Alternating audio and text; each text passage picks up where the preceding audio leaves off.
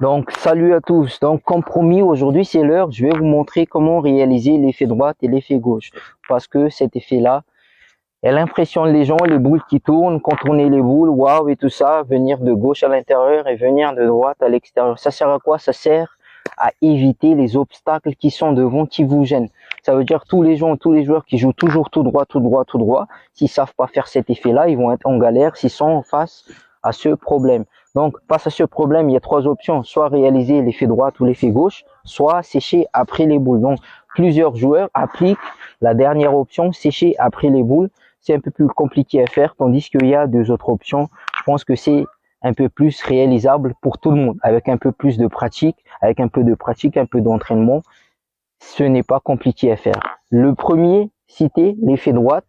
90% de toutes les personnes qui jouent à la pétanque, ils ont un coup de main naturel. Donc, ils ont ce coup de main naturel-là. Ça veut dire qu'ils jettent la boule de droite et elle va revenir tout seul vers l'intérieur. Tandis que le second est un peu plus compliqué. Il faut travailler un peu plus. C'est un peu plus dur à le faire. Ça veut dire l'effet gauche. Jeter la boule à gauche et la faire revenir vers le but. Pour réaliser l'effet droite, il y a deux choses à faire. La sortie de main et le coup de poignet qu'il faut mettre. Donc, si vous tenez la boule comme ça, il faut essayer de sortir la boule vers le but. Donc, vous jetez comme ça. Vous mettez un coup de poignet et la boule, elle va sortir. Il faut lâcher la boule un peu plus vers le pouce. Tandis que si vous tenez la boule comme moi là, comme ça, vous allez fouetter avec la paume, sortir la boule du côté du pouce. En théorie, ça va faire ça, ça va faire ça, ça va prendre une courbe comme ça et ça va revenir là. Le contraire, l'effet gauche, vous allez faire l'opposé, sortir la boule du petit doigt, mettre. Si vous tenez la boule comme ça, il faut la sortir là, la boule, pour faire l'effet gauche. La boule, elle va prendre la rotation. Elle va revenir vers le but. Si vous jetez là la boule, elle va faire ça, petite courbe, là, ou quelque part vers l'intérieur. Donc, ça c'est l'aspect théorie. Et passons à la pratique. Donc, c'est parti pour l'aspect pratique. On a vu la théorie, comment réaliser les effets, passons aux pratiques. Donc, pour réaliser l'effet droite, il est essentiel de s'axer le plus vers la droite. Ça veut dire, placez-vous à droite du cercle. Tandis que le sens contraire, si vous voulez réaliser l'effet gauche, mettez-vous tout à gauche du cercle. En sachant qu'il ne faut pas mordre le cercle. Donc, placez-vous comme ça si vous jouez accroupi. Voilà. Vous prenez une donnée à droite. Parce qu'on veut esquiver les boules. Donc, ça ne sert à rien de jouer là et faire l'effet droit. Il faut se placer vers l'extérieur. Il faut jouer vers l'extérieur. Tout à droite. On va mettre le coup de poignet.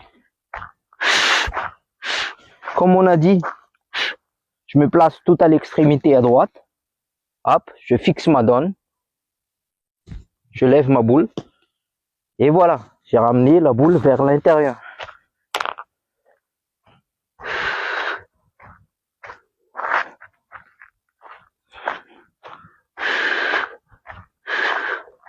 Pareil, je répète. Je me place tout à droite.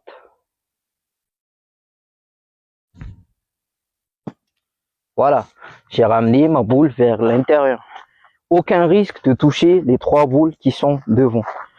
On va faire l'effet gauche. Pour réaliser l'effet gauche, on a vu dans la théorie, mais passons à la pratique. Je vais prendre une donnée ou une donne, tout à gauche des trois boules. Je vais mettre le coup de poignet pour que ma boule elle redescende vers le but. Comme l'effet droite, on va se placer tout à l'extérieur, à l'extrémité du cercle, à gauche du cercle, tout à gauche du cercle. On fixe notre donnée pour pas tomber dans les boules. Donc on joue pas là. Je répète très bien, pour réaliser les effets, il faut prendre des données extérieures. On prend une donnée à l'extérieur.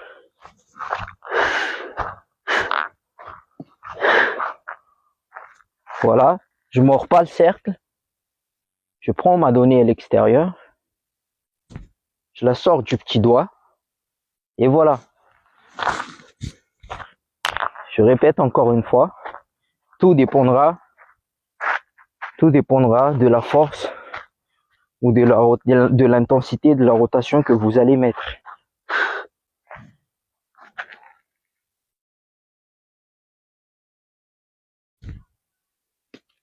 Voilà, elle a tourné un peu plus.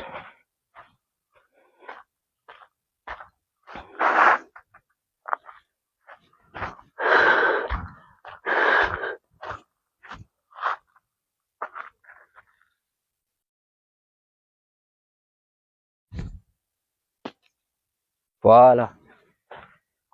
Donc, si tu as aimé cette petite vidéo, n'hésite pas à lâcher un petit commentaire.